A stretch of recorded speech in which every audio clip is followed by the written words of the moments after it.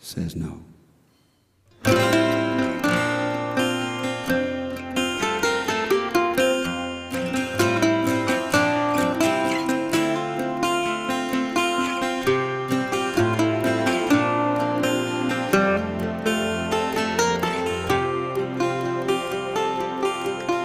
One year ago today, she got the call that stopped her life. And ever since that moment, he prayed God would heal his wife. She got weaker by the minute in that hospital bed, and she could see that he was mad at God. So she took his hand and said, what if God says no?